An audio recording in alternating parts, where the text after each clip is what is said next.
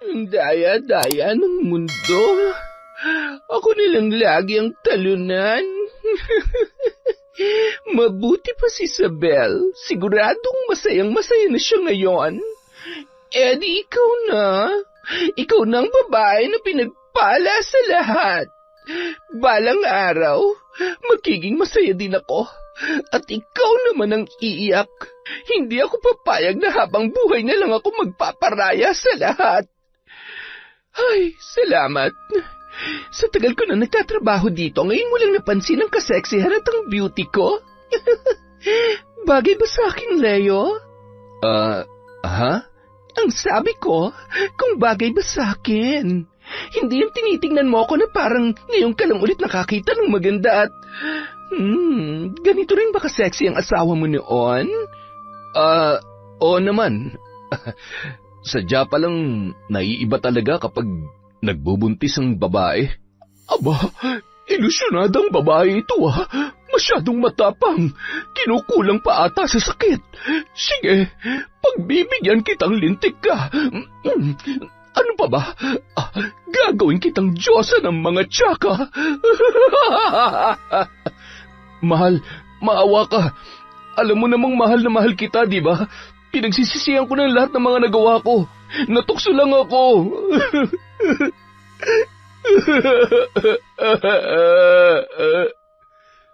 Taon 2006, Quezon. Bandang 8:00 ng gabi, habang nag-uusap sa harap ng malaking bahay sina Leo at Sabel, mahigit 1 taon ng sekretarya sa opisina ng punerarya ng kanyang boss at kasintahan na si Leo, ang dalaga. Sa edad niya noon na 28 taong gulang ay naipakita niya na ang kanyang husay sa pamamalakad ng punerarya. Alam mo, nagpapasalamat talaga ako sa Diyos na dumating ka sa buhay ko. Isa kang malaking blessing sa lahat ng tauhan ko dito sa punerarya. Ginagawa ko lang naman ang trabaho ko. Tsaka, hindi ba mas masaya magtrabaho kapag maayos ang lahat? Tapos, maganda rin ang samahan ng mga empleyado. Tsaka, kapag pinakikitunguhan mo yung mga tauhan mo ng maayos, edi gagawin din nila na maayos ang trabaho nila. Tama ka dyan. Alam mo, yan na natutunan ko sa'yo eh. Ay. Ikaw naman kasi, masyadong mainitin yung ulo mo. Noon yun, pero hindi na ngayon. Isabel, gusto ko lang din malaman mo na mahal kita. Ayaw ko nang magsayang pa ng oras kaya gusto ko sana magpakasal na tayo. Kasal? Seryoso ka ba? Oo naman, mukha ba ako nagbibiro? O baka naman ayaw mo. Masyado ka namang matampuhin. Siyempre gusto ko. Talaga? Oo. Oo, opo, yes. Magpapakasal ako sa'yo. Ayos! Hindi mo lang alam kung ilang beses ko nang gustong subukan mag-propose sa'yo. Kaya lang, wala eh. Natatakot ako na baka... Ano? Na baka mabusted ka? Ganun ba? Habang nag-uusap ang dalawa, napapunas na lamang ng luha si Beth. Si Beth ay matalik na kaibigan ni Isabel. Sabay silang nakapasok bilang mga empleyado ng nasabing punerarya. Ngunit dahil sa magkaibang abilidad nila pagdating sa trabaho, ay agad na na-promote ang kaibigan niyang si Isabel kesa sa kanya. Bago pa lamang sila noon, ay alam niya na sa sarili niya na may pagtingin siya sa kanilang among si Leo. Ngunit hindi niya naman magawang aminin ang kanyang nararamdaman, lalo na't si Isabel ang napupusuan ng binata. Patakbong pumasok sa kanilang kwarto si Beth at nag-impake ng mga gamit. Nadatnan pa yun ni Isabel, kaya naman labis na nagtaka ang dalaga. Beth, bakit ka nag-iempake? May problema ba? Pasensya na. Alam kong biglaan, pero kailangan ko na talagang umuwi. Pero bakit? Maayos naman ang trabaho mo dito, Besh, ikaw yon. Ako hindi. Ano, habang buhay na lang ako magtsatsaga na makipag-usap sa mga patay habang minimakeupan ko sila? Nakahanap na ako ng malilipatan. Total, close naman kayo. Jowa mo naman yung boss natin eh. Ipagpaalam mo na lamang ako sa kanya. Pero, sinong kapalit mo? Kung hindi naman sana biglaan, ayos lang yon. Hindi ko na problema yan. Total, magaling ka naman eh. Maaasahan ka sa lahat ng bagay. Gawan mo ng paraan. Kung gusto mo, ikaw na lang muna para hindi ka nakaupo lang maghapon.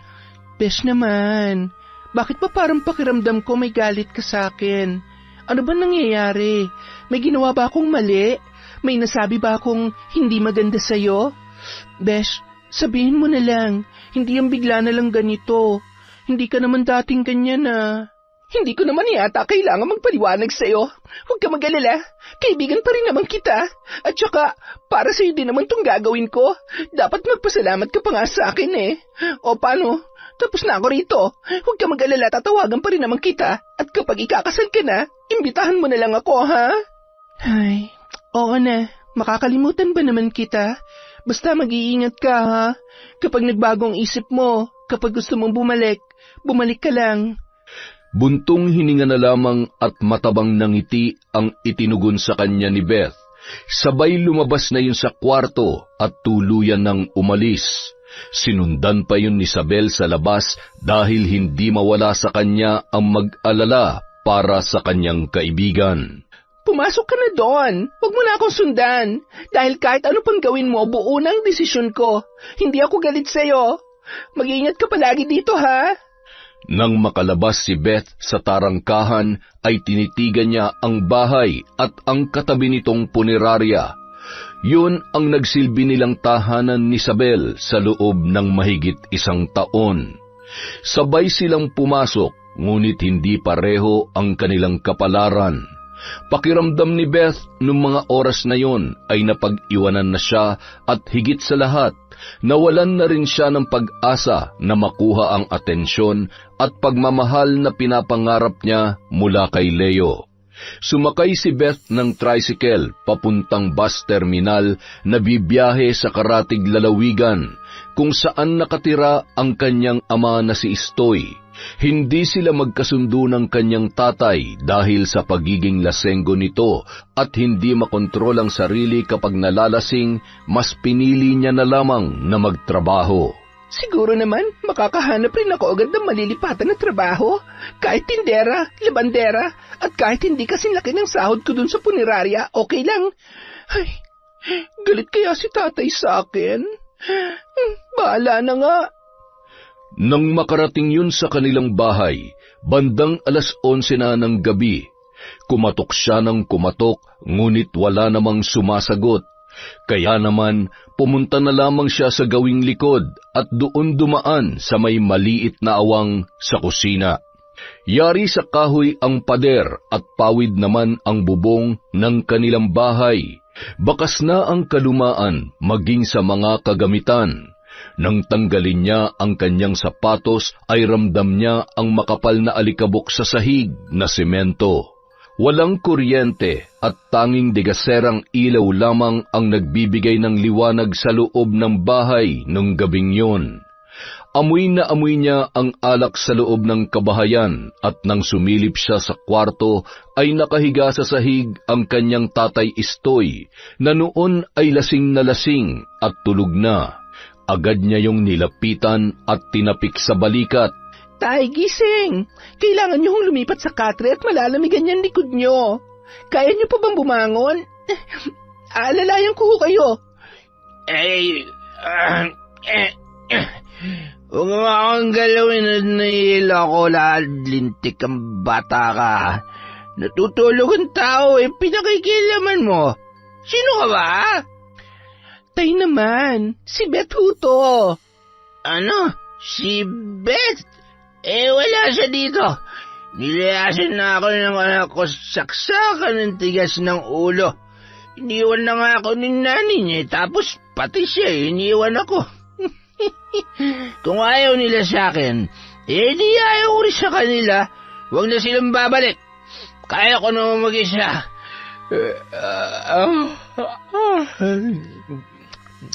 Ay.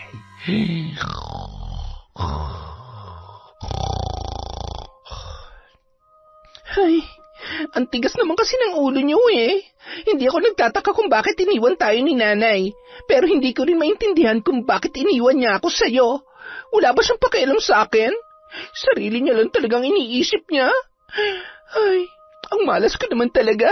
Sa magulang, sa trabaho, at pati sa love life. Akalain mo sa dinami-dami ng pwede magustuhan ni Sir Leo, yung best friend ko pa talaga. Ay, maigi na rin yung umiwas ako at baka kung ano pa magawa kong mali at magkasala pa ako. Kinuha ni Beth ang isang kumot at ipinagpag. Napabuntong hininga pa yon, sabay napabahin dahil sa alikabok ng kumot na batid niyang matagal nang hindi nalalabhan. Tinupi niya yun na maayos at pilit na isinapin sa likod ng kanyang ama. Inaantok na rin ako. Sa sala na lang muna ako matutulog. Siguradong maalikabok din yung higaan ko eh. Bago lumabas ng kwarto ng kanyang ama, ay marahan niya munang tiningnan yun.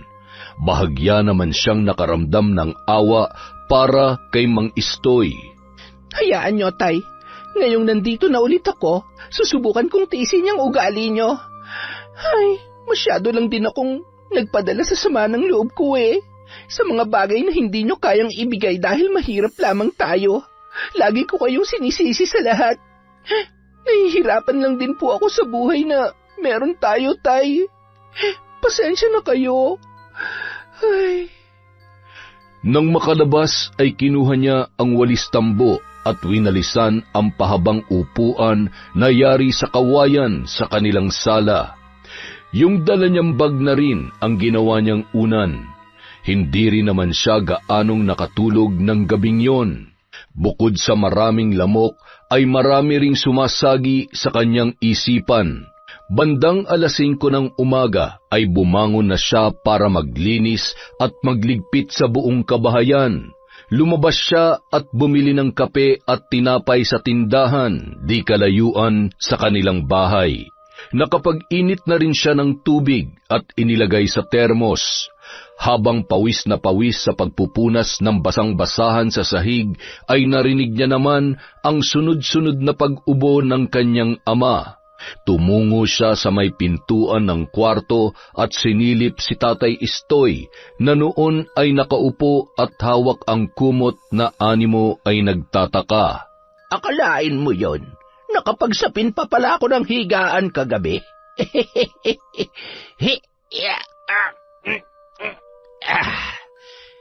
Tay, mabuti naman at gising na kayo. Halina ho kayo, magkape na tayo.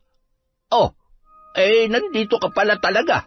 Akala ko ay nananaginip lamang ako kagabi. Ano nakain mo't naalala mong umuwi? Dito na ho muna ako maghahanap ng trabaho. Meron naman po siguro ako mapapasukan dito. Para ho, nababantayan ko kayo. Nangangayayat na ho kayo, Tay eh. Wala na ho yata kayong ginawa kundi uminom na lang ng uminom. Alak na lamang ang nagpapasaya sa akin. Kaya pabayaan mo na lamang akong uminom. Tsaka na ako magpapahinga kapag wala na akong pambili. Maganda ang ani, kaya marami akong pambili ng alak. Ay, kaya ayaw ko kayong padalhan ng pera eh. Alam ko na sa alak nyo lang uubusin. Bakit mo naman ako padadalhan eh? Hindi naman ako nang hihingi sa'yo. Ay, halina nga ho kayo, magkape na tayo para naman mawala na yung epekto ng alak sa inyo. Abat, baka naman lagnating ka kapag pinagtimpla mo ako ng kape. Sus, ang sabihin nyo, namimiss nyo na ako na timplahan kayo ng kape. Aminin. Oy, wag mo akong dinadaan sa ganyan, ha? Akala mo ba hindi ko naaalala kung paano mo ako tinakasan kasama si Isabel?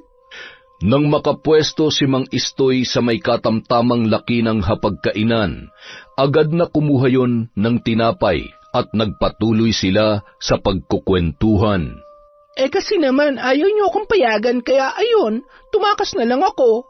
Huwag niyo na ho akong pagalitan. Tsaka kahit papano nakaipon naman ho ako doon. Gusto ko po kasing ipaayos tong bahay natin.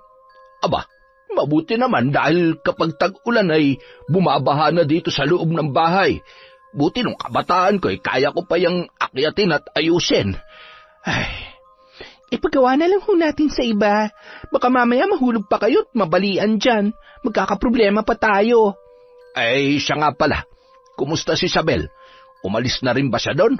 Magkasama ba kayong umuwi? Hindi ho. Ay, ito na ho yung kape nyo. Inumin nyo na. Huwag na ho natin pag-usapan si Isabel. Bakit naman? Dati wala kang ibang bukang bibig kundi Isabel. Aba, mabait ang batang yun. Inaway mo ba?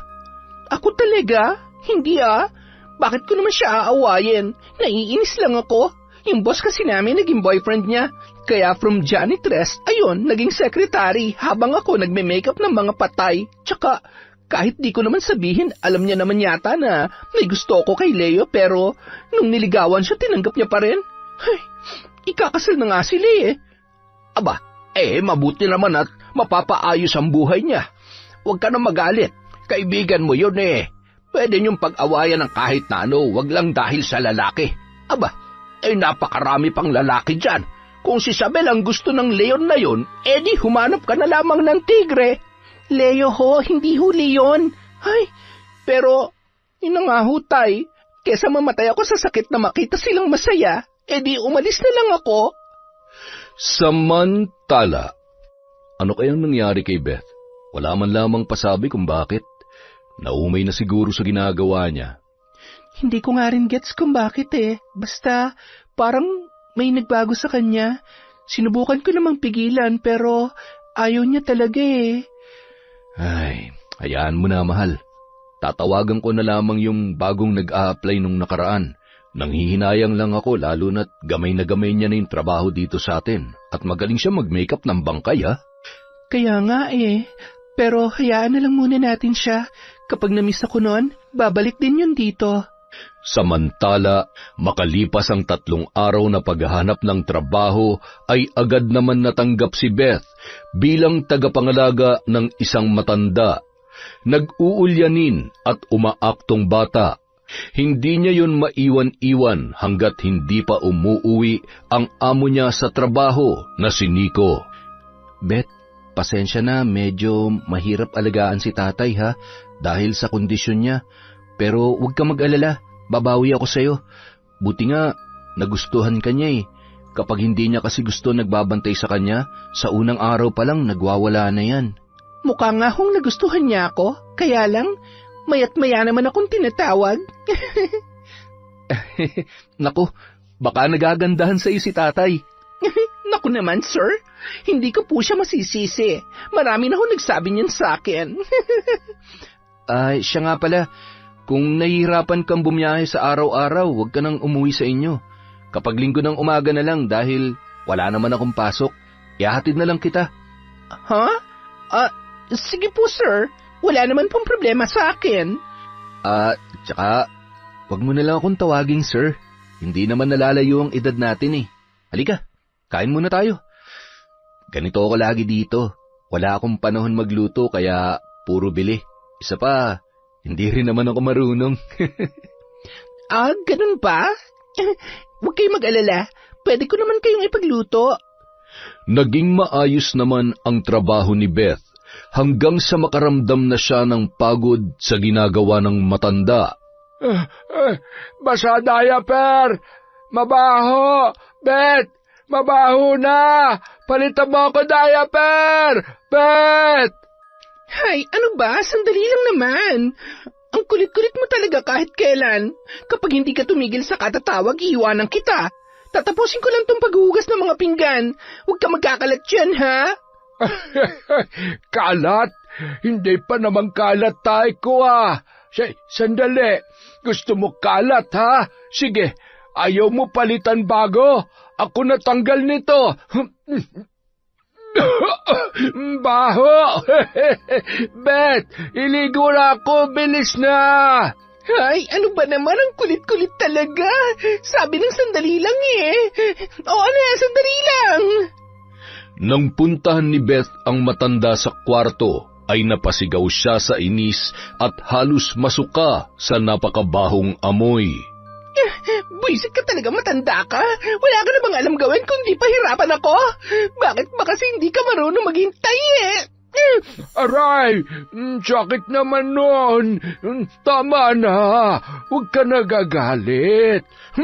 Salbahe, sumbong kita kay Nico. Subukan mo na magsumbong. Hindi lang yan ang mapapala mo sa akin. Hindi mo ba nakikita? Napakadugyot mo. Wala ka nang ginawa kundi pahirapan ako.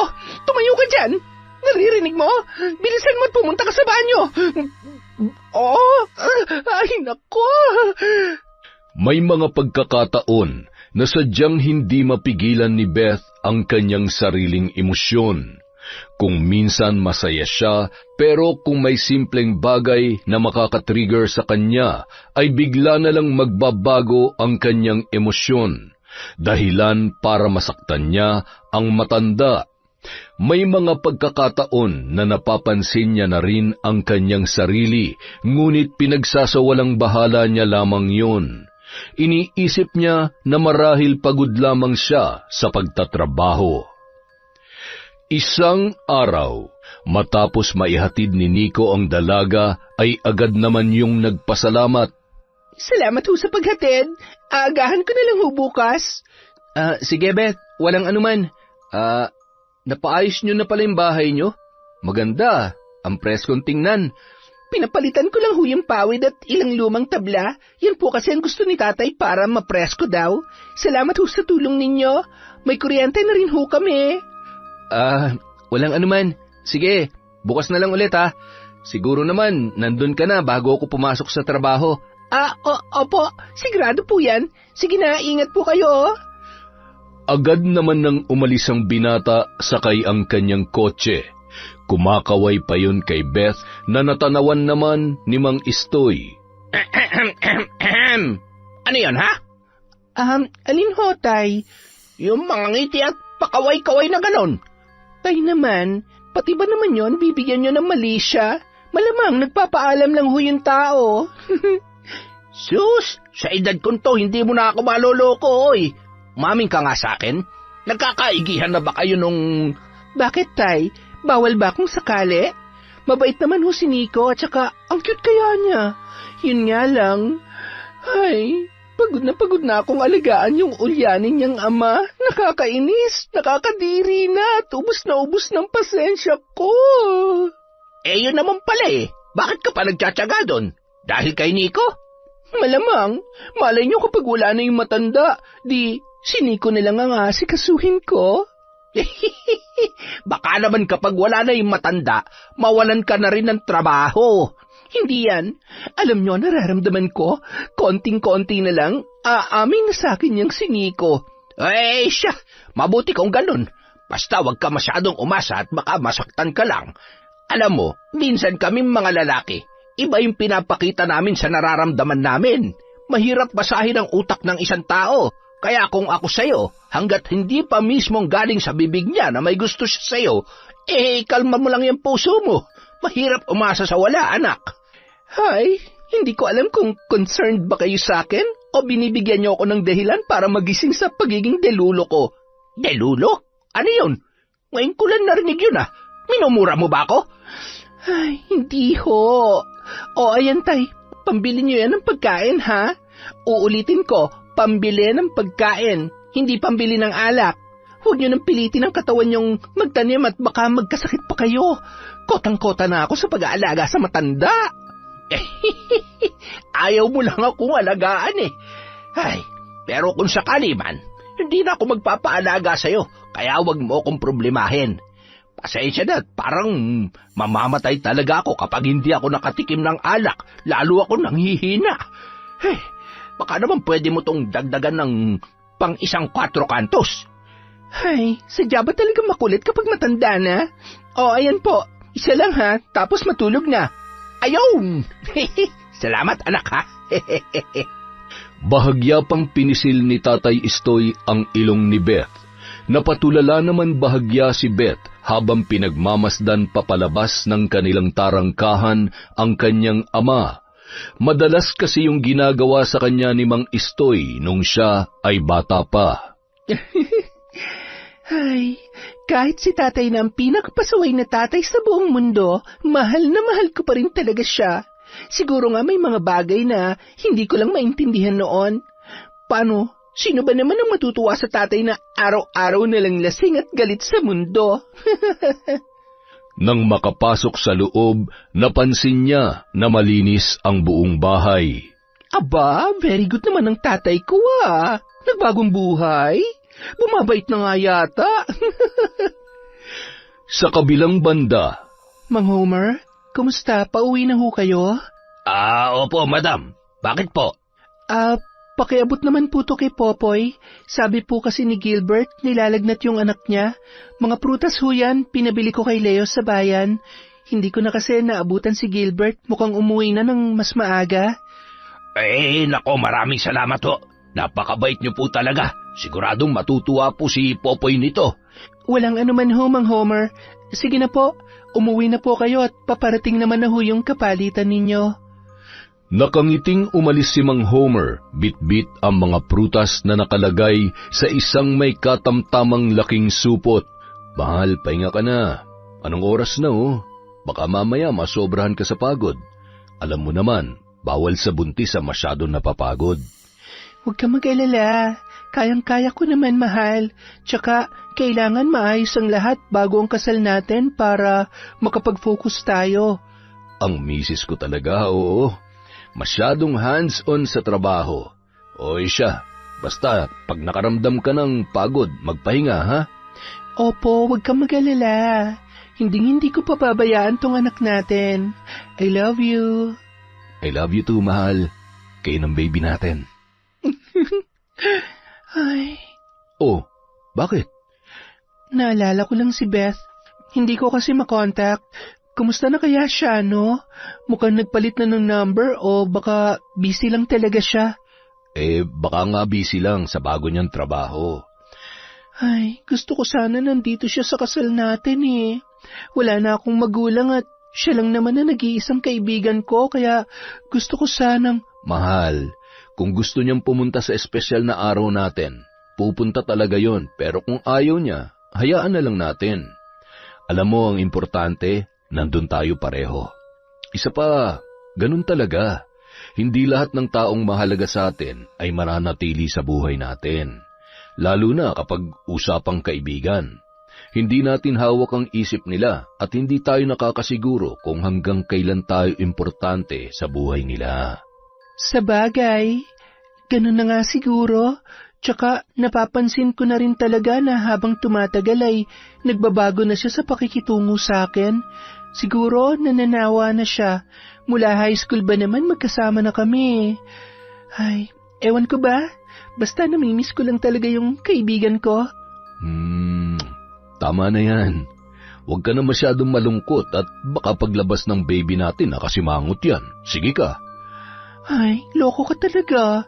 Ito na nga, hindi ko na lang muna iisipin ang mga bagay-bagay. Mukhang kailangan ko na nga rin magpahinga. Agad namang hinatid ni Leo si Isabel sa kanilang kwarto. Mula nang umalis si Beth ay nagpasya na si Leo at Isabel na magsama bilang mag-asawa.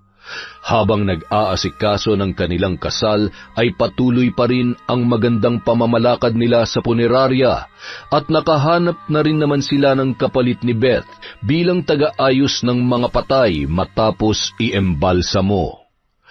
Makalipas ang ilan pang linggo, nang marinig ni Beth ang busina ng sasakyan ni Nico ay agad siyang sumilip sa bintana. Dahil sa maghapong pagod sa pagtatrabaho ay siguradong mapapawi yon kapag nasilayan niya na ang maamong muka at magandang ngiti ng binata. Teka, sinong babae? Hindi pwede mangyari to. Hindi siya pwede magkagusto sa iba. Napakuyom ng palad at pilit na pinipigilan ang kanyang luha. Nilingon nun ang mahimbing na natutulog na matanda. Hindi ako makakapayag na mauuwi lang sa wala ang lahat ng pagsasakripisyo at pagtitiis ko dito para sa iyo, Nico. Hindi ako makakapayag na maagaw ka ng babaeng yan sa akin. Nang makapasok si Nico kasama ang kanyang kasintahan, pinili na lamang ni Beth na manatili sa kwarto ng matanda. Hindi yun mapakali at pasilip-silip sa dalawa na noon ay masayang-masaya na nagkukwentuhan. Hindi na napigilan pa ng dalaga ang kanyang luha nang makita niya ang suot na singsing ng babae at marahan pa yung hinagkan ni Nico sa labi. Psst! Ano sinisilip mo dyan? Umiiyak ka ba? Ako? Umiiyak? Hindi ah. Bakit naman ako iiyak? Napuwing lamang ako. Matulog ka na nga lang dyan. Umiiyak ka eh. Umiiyak ka oh. Gutom na ako. Gusto kong manood ng TV sa sala. Ano? Bawal. Hindi pwedeng lumabas, may bisitang anak nyo. Hindi kayo nakaligo kanina kaya dito lamang kayo. Huwag kayo makulit ha. Tatamaan kayo sa akin. Yumuko na lamang ang matanda, sabay tumalikod sa dalaga. Salbahe! Salbahe! Anong binubulong-bulong mo dyan? Salbahe! Abat! Halos mapatakbo si Beth sa matanda para takpan ang bibig noon. Nang marinig naman ni Nico ang sigaw, ay nagpaalam muna yon sa kanyang kasintahan. Bakit sumisigaw si Tatang? Ano po? Gusto niya kasing lumabas at manood ng TV. Sabi ko ho, may bisita kayo kaya hindi pwede. Tatang, dito na lang ho kayo manood. O, ayan, wag hong makulit, ha? Salbaheng babae! Salbahe! Tatang, masama naman yan eh. Mahal na mahal kaya kayo ni Beth. Alam niyo ba na siya lang ang bukod tanging tumagal sa inyo? Kaya wag na kayo nagagalit. Siya nga po pala, kasama ko si Eunice. Nagkabalikan na ho kami. Si Eunice? Mabait at magandang babae yon. Asan siya? Pwede ko ba siya makausap? Nang tawagin ni Nico si Eunice, masaya yung pumasok at nakipagkwentuhan sa matanda. Kitang-kita ni Beth ang saya sa mukha ni Nico habang pinagmamasdan ang kanyang ama at ang kasintahan nito. Halo-halong emosyon at matipid na ngumiti lamang siya bago lumabas ng kwarto at huminga. Hindi pa siya nakakalayo nang bigla siyang tawagin ni Nico. Beth, pwede mo ba kaming ipagluto? Kung okay lang?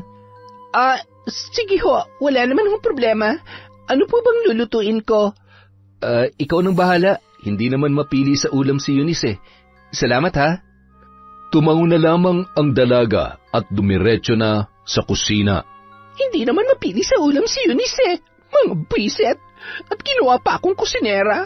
Kung lagyan ko kaya ng laso ng pagkain ng Eunice na yan, lahat na lang ba na lalaki mamahalin ko mapupunta sa iba?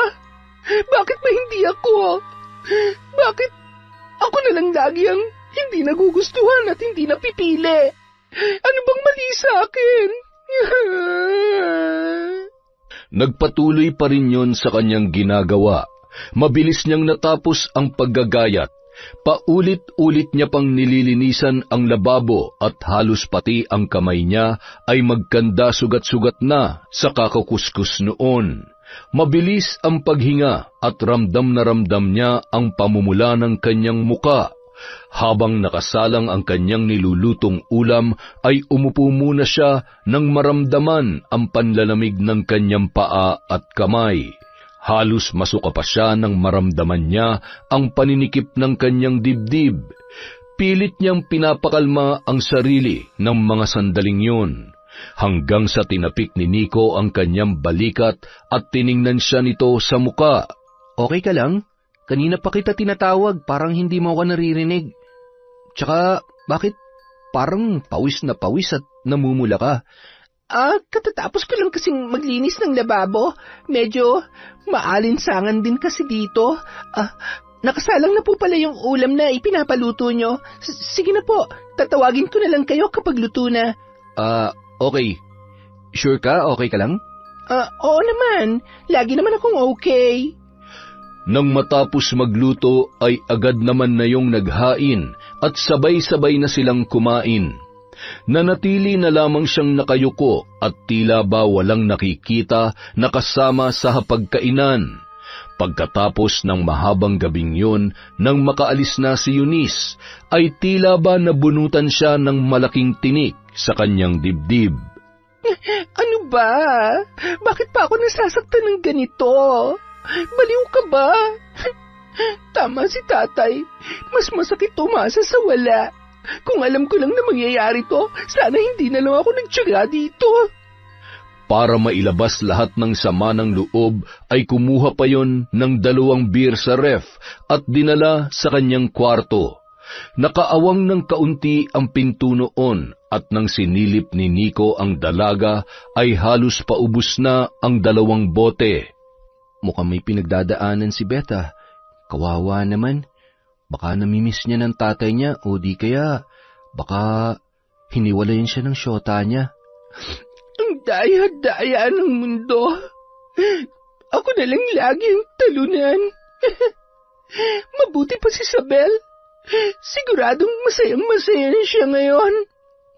Eddie, ikaw na. Ikaw nang babae na pinagpala sa lahat. Balang araw, magiging masaya din ako. At ikaw naman ang iiyak. Hindi ako papayag na habang buhay na lang ako nagpaparaya sa lahat. Kinabukasan, paggising ni Beth, naramdaman niya na ang bigat ng kanyang pakiramdam. Rinding-rindi siya sa boses ng matanda sa tuwing tinatawag siya noon. Hindi rin siya mapakali. Gusto niya lang maglinis ng bahay. Pinaliguan niya rin ang matanda at napapaaray yun dahil sa lakas ng kanyang pagkakahilod, pero tuloy-tuloy lang siya na parabang walang naririnig at pakialam sa nangyayari sa kanyang paligid. Ilang sandali pa, Ano ba? Kalilinis ko lang sa'yo tapos nagkalat ka na naman. Pagod na ako. Tumayo ka dyan. Linisin mo sarili mo dun sa banyo. Tumayo ka sabi. Ano? Hindi mo ba ako naririnig? Tama na! Masakit! Ayaw ko na sa'yo! Bakit? Ayaw mo sa akin? Akala mo ba gusto ko magpakahirap na mag-alaga sa'yo, ha? Kung ayaw mo sa akin, mas lalong ayaw ko sa'yo. Beth, tama na. Sinasaktan mo si tatay. Kaya pala niya sinasabi na ayaw niya sa'yo dahil sinasaktan mo siya. Kailan pa yan? Alam mo bang pwede kitang ipakulong sa ginagawa mo? Sinasahuran kita na maayos tapos ito lang palang ginagawa mo sa kanya? Umalis ka na! Nico, makinig ka sa akin. Sorry, hindi ko naman sinasadya. Magpapaliwanag ako, pakiusap. Sapat na nakita ko. Hindi to gawain ng matinong tao. Umalis ka na ngayon din. Kung hindi, ipapadampot kita sa pulis. Umiiyak na tumakbo si Beth papunta sa kanyang kwarto at nagmamadaling kinuha ang kanyang mga gamit. Patakbong lumabas ng bahay at wala sa sariling naglakad papalayo. Napaupo yun sa isang tabi at pinilit na pinapakalma ang kanyang sarili bago sumakay ng tricycle. 10:00 na ng gabi nang siya ay makarating sa kanilang bahay. Nagtataka pa siya kung bakit bukas na bukas pa rin ang kanilang pinto. Bigla naman siyang kinabahan at nagmadaling pumasok sa loob. Tatay, sabi ko na nga ba lasing na naman kayo eh. Nilapitan niya yon para gisingin sa mahimbing na pagkakatulog pero wala naman siyang naamoy na alak. Napakunot noo ang dalaga at hinawakan ang kanyang tatay Istoy na noon ay malamig na. Tatay, huwag naman po kayo nagbibiro ng ganyan. Tay, gumising ka. Kailangan ko kayo, tay. Lalo lamang nadagdagan ang sakit at bigat ng kanyang pakiramdam nang nawala na rin sa buhay niya ang kanyang ama.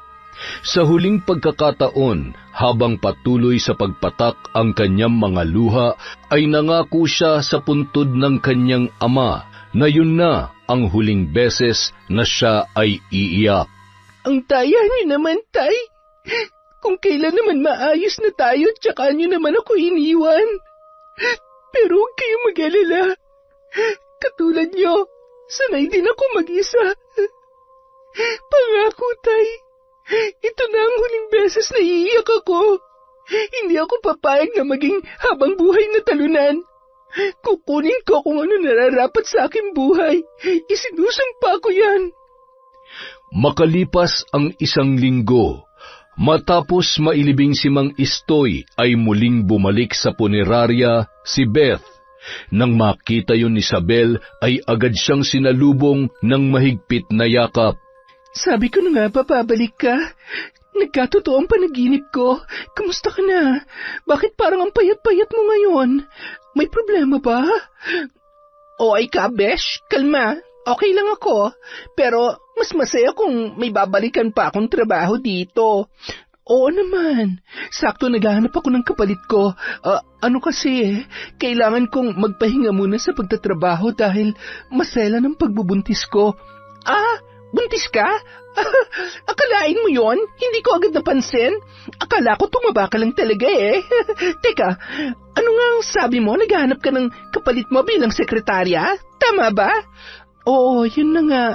At syempre dapat kilala at mapagkakatiwalaan namin ni Leo. Buti na lang talaga bumalik ka. Nako, baka naman hindi ko kaya yan ha? Hindi naman ako kasing galing mo. Huwag ka mag-alala, nandito pa rin naman ako para turuan at i-guide ka. Kung hindi naman ako, nandyan naman si Leo. Nasaan na nga ba yun? Siguradong matutuwa siya kapag nakita ka. Oh, ayan na pala. Ang ganda naman ng ngiti ng mahal ko ah. Uy, teka, nandito ka pala. Kaya naman pala akala ko naman kung sino ng magandang aplikante ang dumating. Ano, ready ka na ba ulit magtrabaho dito? Oo naman. Wala naman akong inaatrasan eh. Basta ba tuturuan mo ko? Ay, ang ibig kong sabihin, kung tuturuan niyo ako mag-asawa sa mga dapat kong gawin, siguradong matututo ako agad. Walang problema. Babakapan ka namin itong best friend mo. Wala kailangan mag-ingat para sa aming baby. Siya nga pala, sayang hindi ka nakadalo sa kasal namin noong nakaraan. Talaga? Kasal na pala kayo? Mukhang nahuli nga ako sa balita Paano, ilang beses kitang tinatawagan pero hindi ka naman makontak. Mas masaya sana kung nandun ka. Charotera ka, te. Ayos lang yon. Ang importante natuloy yung kasal nyo. Congrats Masayang-masaya ako para sa inyo. Lalo na sa'yo, Beshi. Magpakasaya ka dahil lahat ng meron ka ngayon ay makukuha ko rin sa tamang panahon at pagkakataon. Beshi, halika na. Ihahatid kita sa kwarto mo. Hoy, okay ka lang? Ha? Oo, okay lang ako. Ano nga yon? Ang sabi ko, ihahatid kita sa kwarto mo. Sabayan mo rin muna ako magmerienda at nagugutom na naman ako. Masyadong matakaw tong inaanak mo Mahal, ikaw na munang bahala dyan ha? Sige mahal, take your time. Sigurado marami kayong pag-uusapan. Matapos mailagay ni Beth ang kanyang gamit sa kanyang silid, niyaya yun ni Isabel sa kanilang kwarto para ipakita ang mga larawan nila noong kasal. Ayan, tingnan mo. Ang ganda, diba? Pero mas masaya at mas maganda sana kung kasama ka namin dyan. Okay lang yon, Besh. Ang importante, masaya ka pa rin naman at natuloy ang kasal nyo. Tapos ngayon, magkakababy ka na. Ang bilis ng panahon. Totoo yan, Besh. Kaya ikaw, mag-asawa ka na rin. Huwag mong problemahin ang love life ko. Pasasaan ba't isa sa mga araw nito, makukuha ko na rin ang gusto kong lalaki. At kapag nagkataon, hinding-hindi ko na siya pagkakawalan pa. Pagkatapos nilang magkwentuhan ay tumungo naman sila sa kusina para kumain. Habang nagkukwento si Isabel ng kung ano-ano, ay lumilipad naman ang isip ni Beth at nagpaplano ng mga susunod niyang gagawin. Makalipas ang ilang buwan, tuluyan nang lumaki ang tiyan ni Isabel. Nasa 8 buwan na yon, habang lumalaki ang tiyan nito ay ramdam niya na ang hirap ng unang pagbubuntis. Sinabayan pa kasi yon ng pagkakaroon niya ng mga pantal sa katawan na natural lang na nararanasan ng ilang nagbubuntis. Nawalan din ito ng gana sa mga nakagawian nilang gawing mag-asawa dahil pareho silang abala sa kanilang trabaho.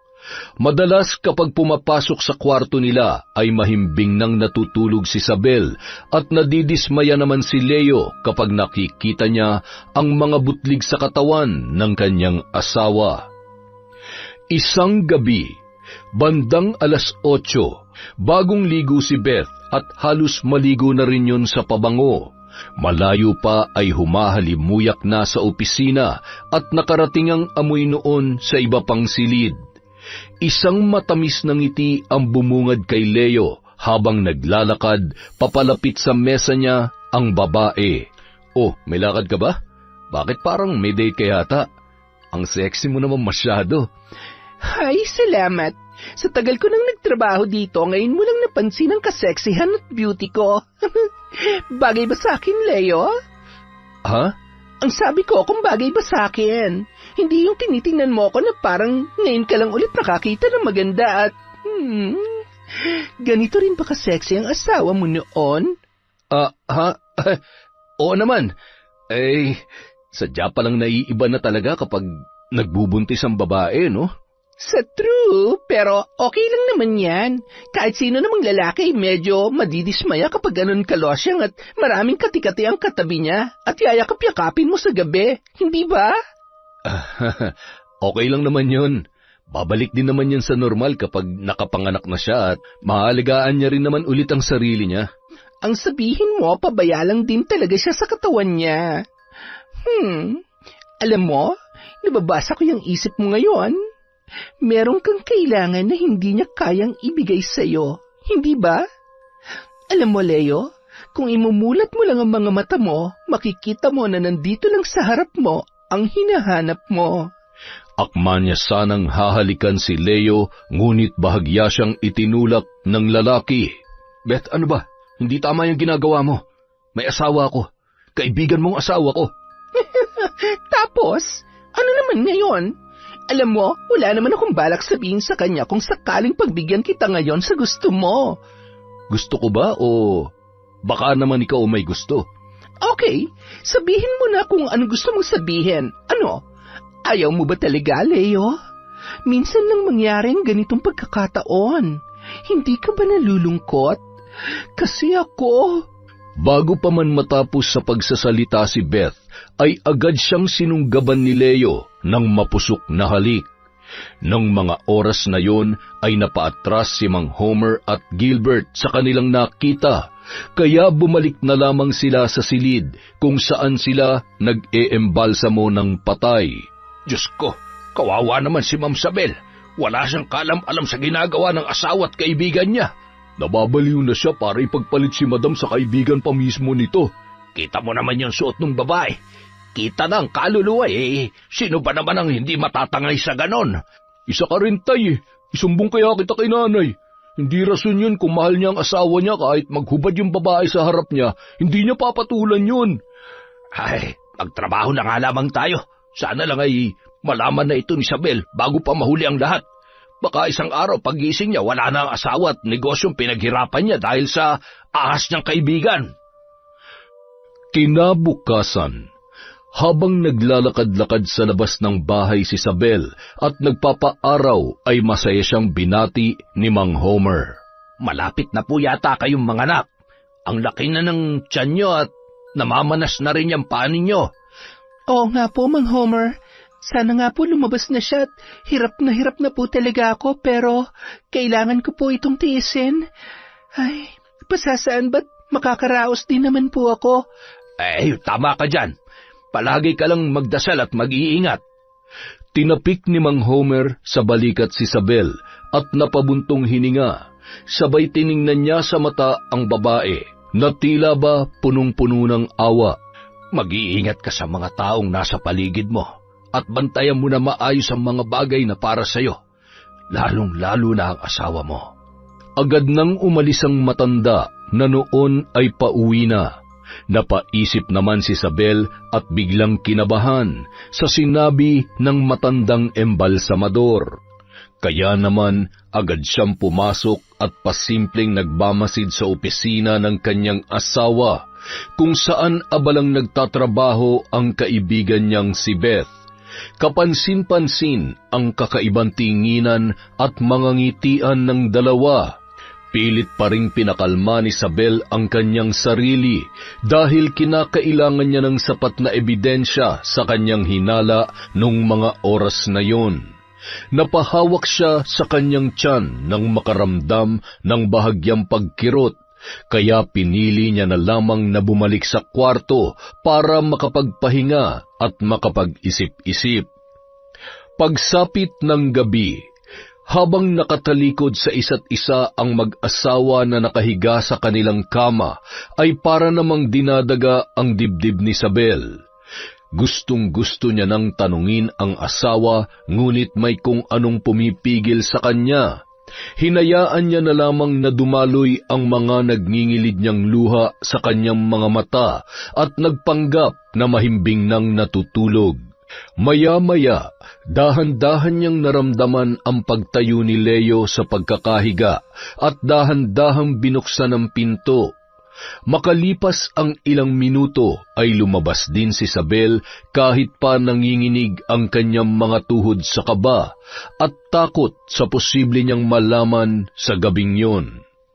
Dinala siya ng kanyang mga paa sa silid ng kanyang kaibigan at dahan-dahan niyang binuksan ang pintuan. Agad niyang sinugod ang kanyang asawa na noon ay wala ng pangtaas na damit na nakikipaghalikan kay Beth na wala ng saplot. Mga hayop! Mga taksil! Mahal, sandali lang. Magpapaliwanag ako. Paano mo ipapaliwanag ang lahat ng ito? Ano yung ginagawa niyo, ha? At ikaw babaeng malandi ka. Pinagkatiwalaan kita at higit sa lahat kaibigan kita. Paano mo nagawa sa akin to? Masyado ka namang madamot, Isabel. Hindi ba pwedeng ako naman na maging masaya ngayon? Dapat mapalagi na lang ikaw. Ngayon, alam mo ng pakiramdam ng maagawan at maging talunan. Isa kang traidor. Mga traidor kayo sa buhay ko. Pagbabayaran niyo ito. Ipapakulong ko kayo, mga immoral. Ah, ganon. Ipapakulong pala, ha? Halika dito. Papatayin muna kita bago ako makulong. Tumama ng malakas ang ulo ni Isabel sa tukador bago natumba at paulit-ulit pa yun inuntog ni Beth. Hinila naman ni Leo ang babae para awatin. Ano ba? Tama na. Anong ginawa mo? Kapag hindi ko siya pinatay, makukulong tayo pareho. Makukulong tayo dahil sa ginawa mo. Nag-iisip ka ba? Buntis ang asawa ko. Teka nga, bakit mo parang ako lang ang may kasalanan dito? Pareho naman natin ginusto nangyari, ha? Mahal, sorry. Gumising ka. Patawarin mo ako. Tigilan mo na yan. Ngayon ka pa ba makukonsensya? Kailangan natin gumawa ng paraan. Walang pwede makalam sa nangyari dahil sigurado mabubulok tayo sa kulungan. Pero hindi akong pumatay sa kanya. Kapag nakulong ako, sisiguruhin ko na magkasama tayo. Ilalaglag kita. Ngayon mamili ka. Gagawan natin ng paraan to o mabubulok tayo pareho sa kulungan. Wala nang nagawa pa si Leo kundi sumunod na lamang sa mga sinasabi ni Beth. Binalot nila yun ng kumot at dinala sa isang lote kung saan ibinabaon ang dugo at mga laman loob ng mga patay matapos embalsamuhin. Bilisan mong paghukay at baka may makakita pa sa atin dito. Beth, hindi ito kakayanin ng konsensya ko. Mahal ko si Isabel at ang anak namin. Tumigil ka na, pwede ba? Kung gusto mo samahan mo ang asawa at anak mo sa hukay. Ano, gusto mo? Sabihin mo lang. Para kang si Rajan. Paano mo ba nagagawang tumawa sa ganitong sitwasyon? Hindi mo ba nakikita? Nakapatay ka. Mamamatay tao ka. Huwag ka nga magpanggap na santo dahil ikaw rin naman ang punot dulo ng lahat ng ito. Uulitin ko, hindi mangyayari to kung hindi ka pumatol sa akin. Tsaka huwag kang ampraning.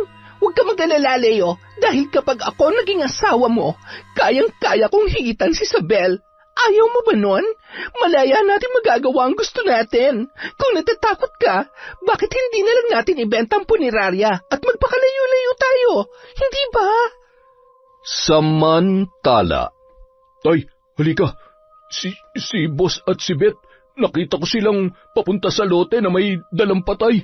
Hindi ko alam kung sino, basta ibang kutob ko. Kailangan natin malaman kung sino yun. Ay, Diyos ko po, huwag naman sana. Kahit malakas ang buhos ng ulan, sinuong yon ng mag-ama mapuntahan lamang at mahukay ang ibinaon na bangkay ni na Beth at Leo sa loteng yon. Bilisan mo, Gilbert. Masyado na malakas ang ulan. Hindi rin nila pwedeng malaman na nandito tayo at may alam tayo sa nangyari. Nang mahukay ay agad nilang binuksan ang kumot na nakapulupot sa katawan nito, at nang makita nila ang duguang muka at ulo ni Isabel, ay napahagulhol ang dalawa. Ngunit ilang sandali lamang ay biglang nagkamalay ang babae. Tulong! Tay, buhay pa siya. Kailangan ko po siya magdala sa ospital. Ako na po ang bahala. Ayusin niyo na lamang ho ito para hindi nila malaman na buhay pa si Ma'am Isabel. Pagkatapos, bumalik na kayo kaagad. Sige na, iligtas mo ang buhay na mag-ina. Pasusunurin ko na lang doon ang nanay mo. Diyos ko, kayo na po ang bahala kay Isabel at sa batang nasa sinapupunan niya.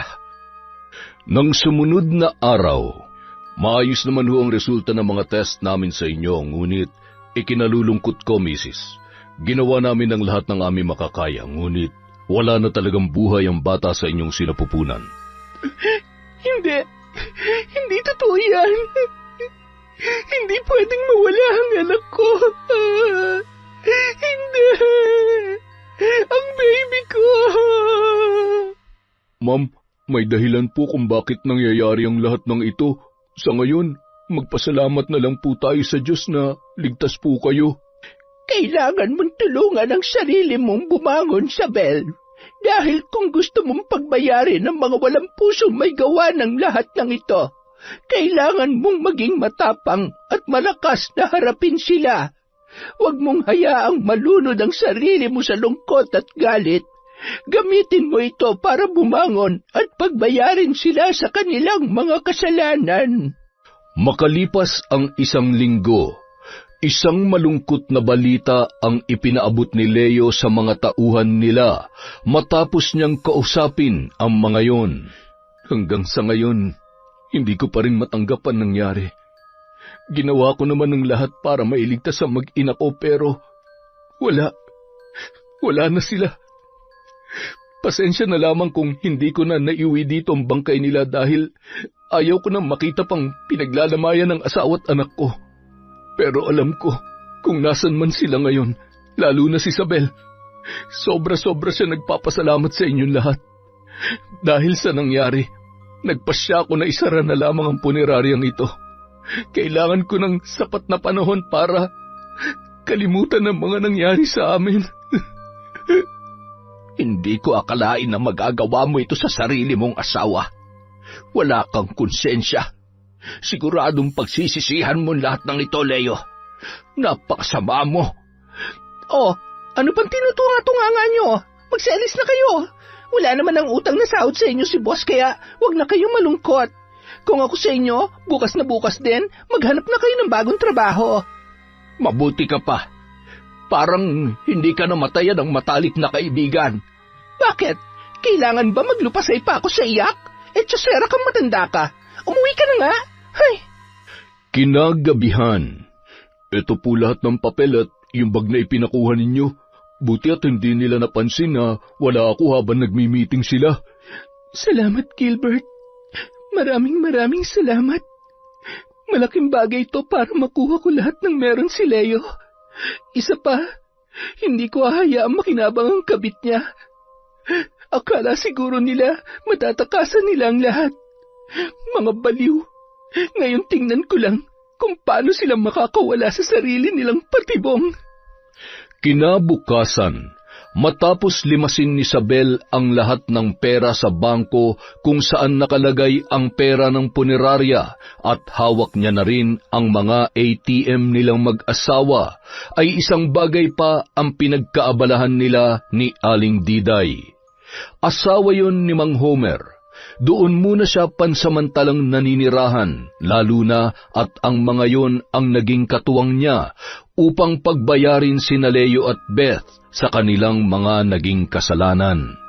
Gwapo naman pala talaga itong asawa mo, kaya naman siguro'y nasilaw itong higad na kaibigan mo. Ay, ibang klase. Dati ay sa pelikula ko lamang napapanood ang mga ganito. Hindi ko sukat akalain na mangyayari sa isang mabuting taong katulad mo. Anong gusto mong gawin ko sa kanila? Tuluyan ko na ba? Hindi po. Patayin natin sila ng dahan-dahan. Gusto kong makita silang nahihirapan, gumagapang sa hirap at sakit.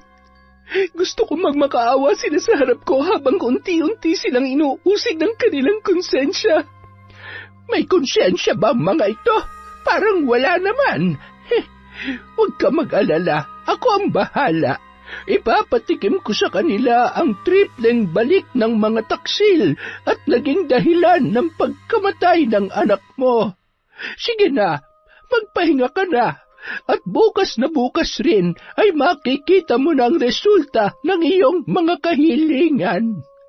Samantala, Nasaan na yung mga gamit ni Isabel? Yung bag niya, nandun lahat.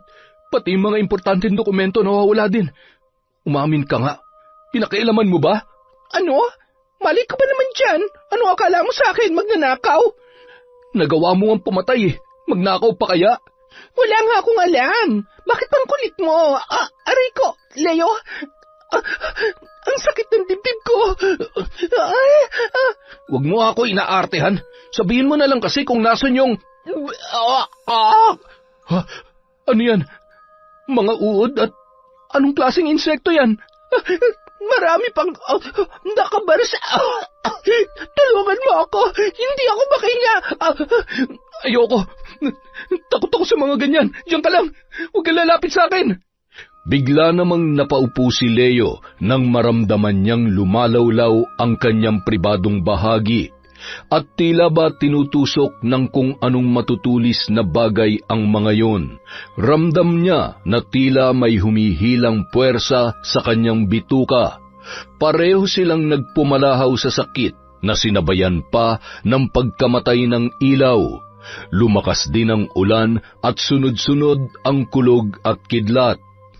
Maya-maya pa, may naririnig na silang mga yapak at iyak ng sanggol na animoy pabalik-balik sa labas ng kwarto. Isabel, minumulto mo na ba kami?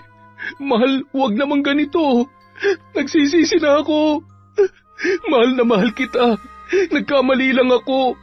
Natukso lang ako, mahal. Tama na. Huwag mo naman akong pahirapan ng ganito. Ang sakit. Tama na. Ano ba? Hindi ako natatakot sa'yo. Patay ka na. Patay ka na. Hindi mo na magagawa pang agawin na magandang buhay na nararapat para sa akin. Samantala. Aba, ilusyonadang babae ito Masyadong matapang. Kinukulang pa yata sa sakit. Sige, pagbibigyan kitang lintik ka. Ano pa ba? Gagawin kitang diyosa ng mga tsaka. Sweetie, tama na yan. Masyadong malakas ang ulan. Alam mo namang hindi ako makatulog kapag hindi kita katabi. Bukas mo na lamang tapusin ang pambabarang mo na yan. Sandali lamang, sweetie. Ito na nga't ililigpit ko na. Abay, pambihira naman talaga, oo. Tumanda na tayo't lahat-lahat ay hindi ka pa rin masanay na wala ako sa tabi mo. Kapag ganitong umuulan, kinakabahan akong tumabi sa'yo at baka masundan pa si Gilbert. Sus Mariosep namang misis kong ito, oo. Huwag mo naman akong pinapressure at kita mo tong likod at tuhod ko, hindi ko na nga gaanong maiunat ng husto. Kinabukasan, suot ni Isabel ang magandang bestida. May mga kasamang pulis at gayon din sina Mang Homer at Gilbert. Hinalughog nila ang buong kabahayan para hanapin sina Beth at Leo, na noon ay nasa isang kwarto at dumadaing dahil sa sobrang sakit na kanilang nararamdaman. Nagulat sila nang bumukas ang pintuan at nakita ng dalawa si Isabel. Bakit parang gulat na gulat kayo? Isabel? Oo, Buti naman at nakikilala niyo pa ako. Kumusta? Yak, ano ba yan? Ano ba't napakaraming suka? Ang lansa, kasing lansa ng pagkatao niyong dalawa. Bakit buhay ka pa? May sa demonyo ka ba? Grabe ka naman. Hindi ba pwedeng may sapusa lang talaga ako? Kasi sa pagkakaalam ko sa ating dalawa, ikaw ang demonyo. Mga mamang pulis, hulihin niyo na ang mga kriminal na yan. Mahal, maawa ka. Alam mo namang mahal na mahal kita, di ba? Pinagsisisihan ko ng lahat ng mga nagawa ko. Natukso lamang ako. Nakakaawa naman ang asawa ko. Gusto ko nang maniwala dyan sa pinagmamalaki mong pagmamahal mo. Hindi ka ba kinikilabutan sa mga sinasabi mo? Namatay ang anak natin dahil sa ginawa ninyo. Pinagtangkaan niyo ang buhay ko at hindi ko makakalimutan kung paano niyo ako inilibing ng gabing yon para takasan ang mga kasalanan ninyo. Hindi ko kayo mapapatawad kahit lumuha pa kayo ng dugo. Matapos sabihin ni Isabel ang mga katagang yun, nagulat naman ang mga pulis nang bigla na lang naghihiyaw ang dalawa sa sakit, kasabay ng pag-agos ng masangsang na dugo mula sa kanilang mga mata habang pinupunasan. Hindi mo pwedeng gawin sa akin to. Asawa mo pa rin ako. Bitawan niyo ako, ano ba? Tanggalin niyo to! Hayop ka, Isabel! Lumapit ka dito! Tutuluyan na talaga kita! Sorry, dahil hanggang ganyan na lamang ang kaya mo. Kahit anong gawin mo, hindi hahayaan ng Diyos na magtagumpay ang mga sakim na katulad mo. Sinira mo ang pamilya ko, pinatay mo ang anak ko, kaya magdusa ka. Mabubulok kayong dalawa sa kulungan at araw-araw ipaparamdam ko sa inyo ang kabayaran sa pagkamatay ng anak ko hanggang sa bawian kayo ng buhay. Makalipas ang 1 buwan, muling binuhay ni Isabel ang punerarya sa tulong ni Mang Homer at Gilbert. Pinabalik din nila lahat ng mga dating tauhan na matagal nang nagseserbisyo sa naturang punerarya. Hindi makapaniwala ang mga yon sa sinapit ni Isabel sa sarili niyang asawa at kaibigan. Ngunit mababakas ang tuwa sa mga mukha nila nang makitang ligtas at unti-unti nang nakakabangon ang babae. Isang araw. Mahal, ikaw ba yan? Salamat at naalala mo akong dalawin dito. Huwag mo akong hawakan. Nandidiri ako sa'yo. Tingnan mo nga yung sarili mo. Buhay ka pa pero yung katawan mo naaagnas na. Nandito ako para sabihin sa'yo na malaya na akong gawin ang lahat ng gusto ko. Pwede na ulit akong bumuo ng pamilya. Mag-asawa na hindi kasing sama mo. Yan ba talaga ang gusto mo? Wala ka man lang bang nararamdaman na awa para sa akin? Nagpapatawa ka ba? Bakit ako maaawa sa'yo? Limot mo na ba kung anong ginawa mo sa akin? Kasi ako kahit anong mangyari, nakamulat man o nakapikit, naaalala ko lahat ng kahiyupang ginawa niyo sa akin ng babaeng yon. Kinasusuklaman kita, at kahit mamatay ka man sa harap ko, ni ka titing na luha walang papatak, dahil baka sakaling maibsan pang galit ko kapag tuluyan ka nang nawala sa mundong ito. Hindi ako makahinga. Tulungan mo ako. Nang makita ni Isabel ang kalagayan noon, sa halip na tulungan at maawa, ay tinalikuran niya na lang yun. Hindi ko na obligasyon kung ano pang mangyayari sa'yo. Dahil sa mata ng batas, tapos na tayo. At mula ng gabing yon, tinapos ko na ang ugnayan ko sa isang traidor na katulad mo. Matapos pumunta sa kulungan, tumungo naman siya sa isang mental hospital kung saan naroon ang dati niyang matalik na kaibigan na si Beth. Nakatulala yun at halos hindi na siya makilala. Ang unfair ng mundo. Yan ang lagi mong idinadaing sa akin noon. Pero ang totoo, kaya yun ang pakiramdam mo kasi hindi ka marunong makontento. Alam mo ba, sobrang minahal kita bilang kaibigan. Ni minsan hindi kita pinag-isipan ng masama. Para na nga kitang kapatid, di ba? Pero nagkamali ako. Akala ko pareho tayo ng intensyon sa isa't isa. Akala ko kaibigan talaga kita pero isa ka palang ahas. Kaya kung ano man ang pinagdaraanan mo ngayon, kulang pa yan. Sana nga naalala mong lahat eh. Sana hindi ka pinapatulog ng konsensya mo sa lahat ng mga kasalanan mo. Humakbang na patalikod si Isabel nang biglang nagsalita si Beth. Sorry. Patawarin mo ko, Isabel. Nilingon niya lamang yon at tinitigan ang malalim na mga mata ni Beth habang patuloy na kinukutkot noon ang mga sugat sa kanyang kamay. Sana ganun lang kadaling burahin lahat ng kasalanan mo sa akin. Sana may babalik din ang buhay ng anak ko sa paghingi mo ng kapatawaran. Ito na ang huling beses na magkikita tayo dahil kahit mahirap, gusto ko na magsimula ulit. Gusto ko na kayong burahin ng tuluyan sa buhay ko. Samantala. Psst! Tumahimik ka! Bakit ka ba iyak ng iyak? Isabel, ano ba? Patahanin mo nga yung anak mo. Leo, halika na. Iwanan na natin sila. Oo, ako mahal mo, hindi si Isabel. Tay, si Leo po asawa ko. Leo, huwag ka nang mahiya. Magmano ka na sa tatay ko. Hoy, baliw ka ba? Salita ka ng salita, wala ka namang kausap. Hindi ako baliw. Ikaw ang baliw. Makalipas ang 2 taon. Tita, kumusta po kayo? Bakit po parang ang lungkot nyo na naman? Hindi naman. Pagod lamang ako kaya gusto nyo po ba yakapin ko kayo? Alam niyo po, kapag malungkot, hinahaglang ako ni Tatay Gilbert, tapos masaya na po ulit ako. Talaga? Patingin nga kung nakakawala ng lungkot ang hug mo. Ayan, happy na po ba kayo? Oo naman. Happy na ako. Salamat ha.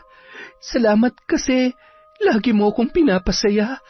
Siguro kung buhay yung baby ko, magiging kasing bait at kasing bibo mo rin siya. Hindi po ata effective yung hug ko sa inyo. Baka kailangan nyo rin ng hug ni Tatay Gilbert. Ha? Ikaw talagang bata ka. Hindi pwede yon. Ikaw lang ang pwedeng i-hug ng tatay mo kasi anak ka niya. Pero sabi po ng teacher ko, pwede natin i-hug yung mga love natin. Sabi po ni Tatay, love ka niya eh. Ay, nakalimutan ko. Lagot! Secret pala namin yun ni Tatay. Huwag niyo po akong isusumbong, ha? Popoy, anak, mukhang kinukulit mo na naman ng tita Isabel mo ah. Hindi po. Sige po, pasok po muna ako sa loob. Pasensya ka na sa kakulitan ng anak ko ha. Nako, wala yon. Napapasaya niya nga ako eh. At saka, kanino pa ba naman magmamana ng kakulitan yon? Di ba sa tatay? Uy, hindi ah. Babe ako nung bata ako. Kung ganon, Eddie, hindi nga siya nagmana sa'yo. Alam mo bang may sikreto na sinabi sa akin ng anak mo? Sikreto? Ano yun? Secret nga eh. Ay, sige, pasok muna ako ha. Hoy, sandali. Saan ka pupunta? Ang torpe naman nito. Ay. Nang makapasok si Gilbert sa bahay ay nagpalakad-lakad yun at hindi mapakali.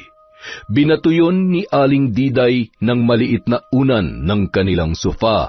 Hindi ka ba titigil sa kakalakad? Abay, nahihilo na ako sa'yo.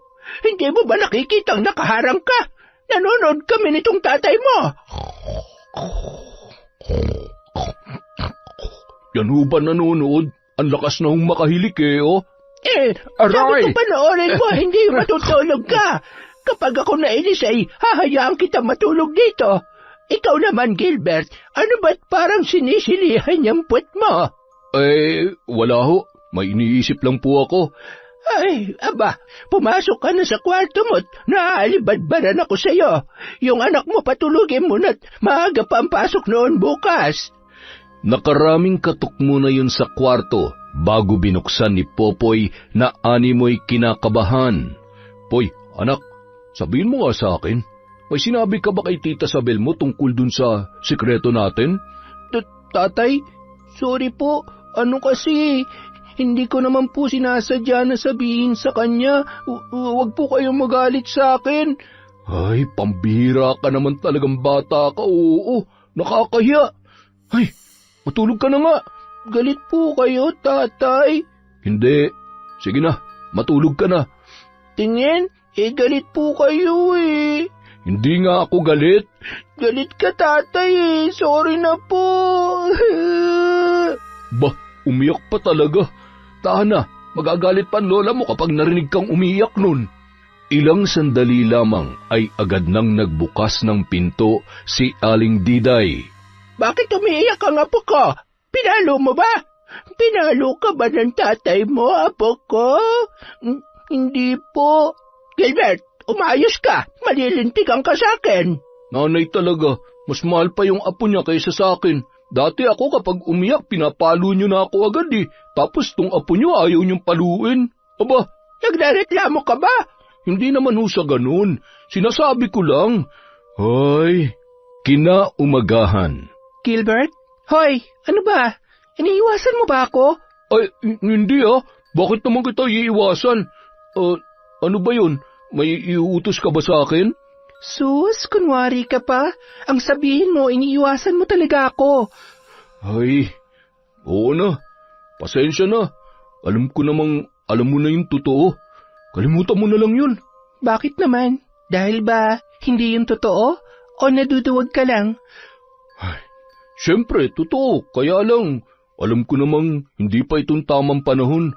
Alam kong hanggang ngayon ay hindi ka pa rin handa na kalimutan ang nakaraan mo. Baka nga, sa kabila ng lahat, mahal mo pa rin si Leo eh. Ano ka ba naman? Matagal nang patay si Leo. Ay, sa totoo lang, hindi madaling kalimutan ng lahat. Pero nagpapasalamat ako dahil nagawa ko. At hindi totoong mahal ko pa rin siya hanggang ngayon. Kung ang buhay may hangganan, ganun din ang pag-ibig. Nakakalungkot isipin pero yun ang totoo. Minsan, mahal talaga tayo ng tao at mahal din naman natin pero hindi pa rin tayo nakakasiguro. Ang tamang tanong kasi ay hanggang kailan tayo mahal ng mga taong mahal natin. Darating at darating kasi ang panahon na susubukin ang isang relasyon. May darating na bago, mas nakahihigit, mas kamahal-mahal, kaya nakakalimutan tayo. Hindi natin pwedeng ipilit na maging sapat ang sarili natin sa taong hindi marunong makontento at makita ang halaga natin bilang isang tao. Kung nagbabago at nawawala, ibig sabihin, hindi pa yung totoong pagmamahal. Kaya nga nagbago at nawala dahil baka nga may iba pa talagang para sa'yo, para sa atin. Kung sakali bang ligawan kita, tatanggapin mo ba ako? Kung sakaling tanggapin kita sa buhay ko, iiwan mo rin ba ako? Kaya mo bang manatili sa akin? Isa lang ang alam ko, kapag nagmahal ako, mananatili ako. Alam mo, hindi lang siguro nakita ni Leo dati kung gaano siya kaswerte na ikaw ang naging asawa niya. Naging mahina lang siya, pero ako, sigurado ako sa nararamdaman ko sa'yo. Mula nung gabing hinukay ka namin ni tatay, alam ko sa sarili ko na hindi ko na kayang mawala ka pa sa paningin ko, na sana naglakas loob na agad akong umamin sa nararamdaman ko noon. Hindi mo na sana sinapit ang sakit na pinaranas sa'yo ng Leo na yun. Nangyari na ang mga nangyari. Siguro nga lahat na nangyayari may dahilan. Kung hindi man ako pinalad noon, malay mo sa pangalawang pagkakataon. Kasama ka. Isang matamis na ngiti at mahigpit na yakap na lamang ang naitugon ni Gilbert kay Isabel. Sa kabila ng takot sa nakaraan, muling sinubukan ng babae na magmahal sa pangalawang pagkakataon.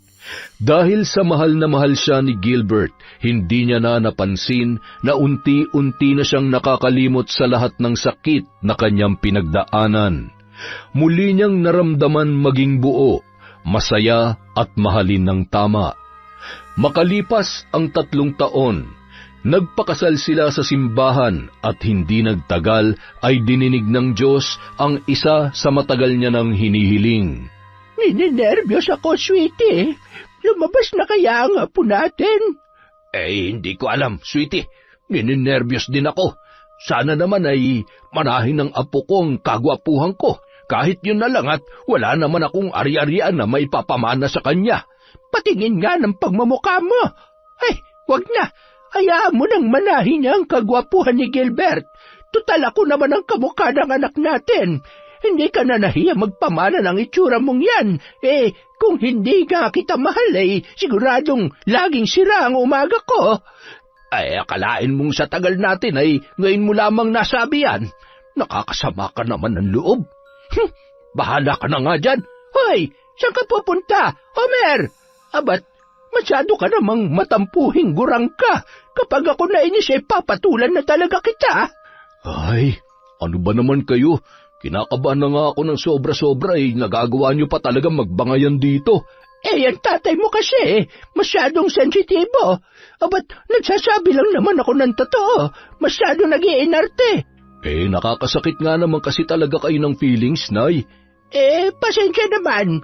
Hindi ko kayang ipilter tong bibig ko Bahala kayo. Basta ako hindi na makapaghintay na makarga ang apo ko. Makalipas ang 3 oras. Abat, ang apo ko, manang-mana sa pinagbanahan. Para lamang akong nakaharap sa salamin. Ay, sweetie, hoy, galit ka pa ba? Huwag ka na mag-inarte dyan. Lumapit ka na dito.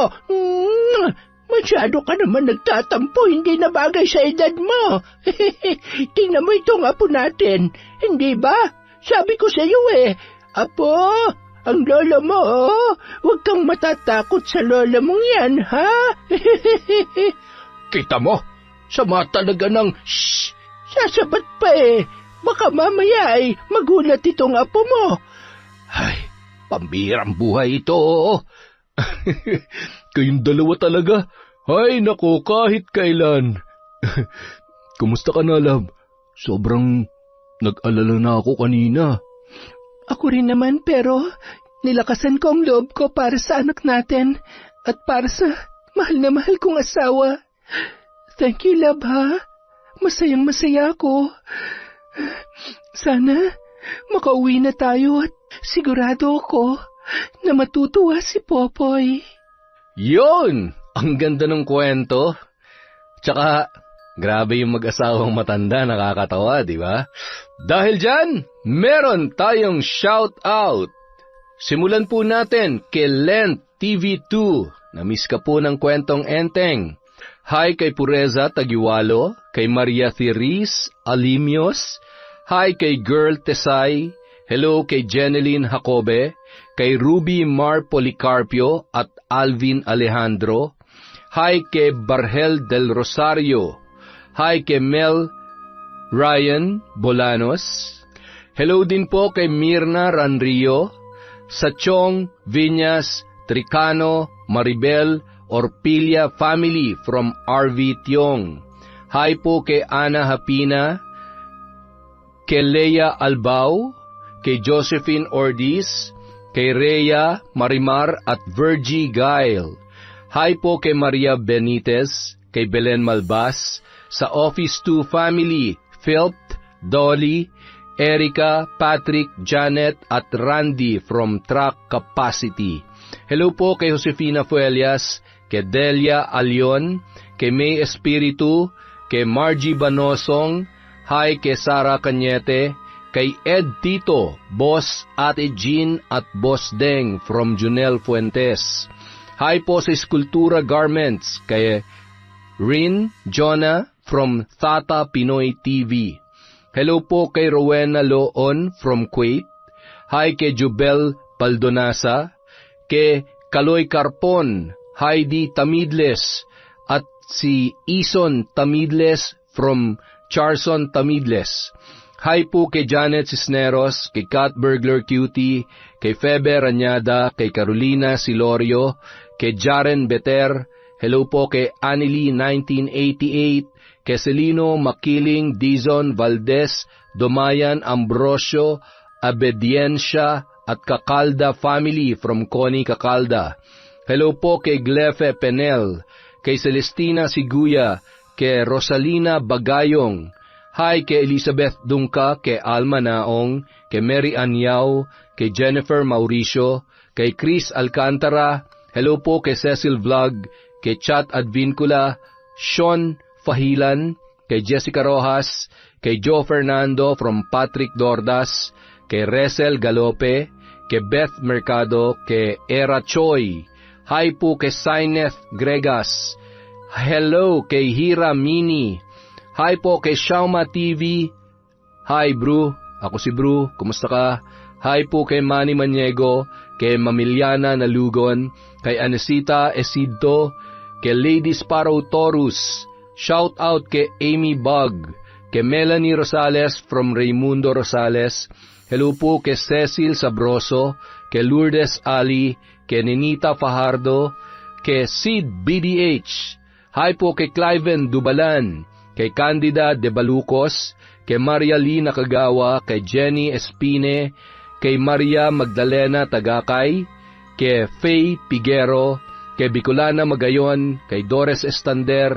Hello po kay Mercedita Balana Reyes, kay Ruel Bangabanga, kay Des Limbo, kay Arabella. Hello kay Jessel Colamar, kay Jency, kay Annalisa at Ella Heda from Hong Kong.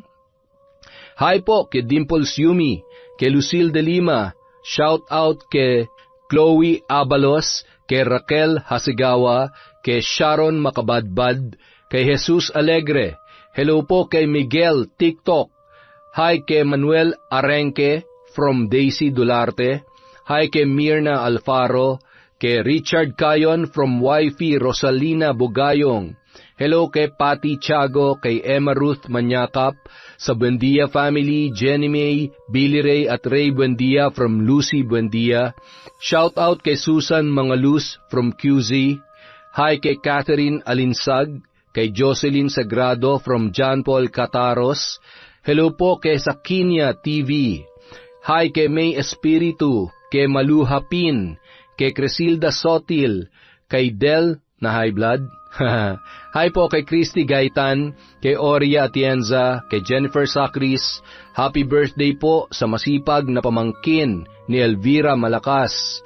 Hi po kay Kurt Mina, kay Kuya Hamdan. Hello kay Beth sa Garcia family at Hermosa, Bayambang, Pangasinan from Geraldine Eyano. Hi po kay Nelia Badidles. Hi kay Mami from Doha, Qatar, kay Gemma de Ocampo, kay Rain, kay Marisa Villanueva, kay Account. Hi po kay Princess AJ12. Hello kay Elsie Magsino, kay Filipina Palsario, sa Rojas family from Domeng Rojas. Hello po kay Rosana Bibit. Hi kay Jerilyn Byron, kay Lorena Mallorca from Kathleen Joyce Mallorca. Hi po kay Elizabeth Sumalinog. Hi kay I Love Traveled, sa Seveliana Tamagos family from Janice Tamagos. Hi kay Resty Esquivel at Lynn Salvidar. Hello po kay Jennifer Candelario.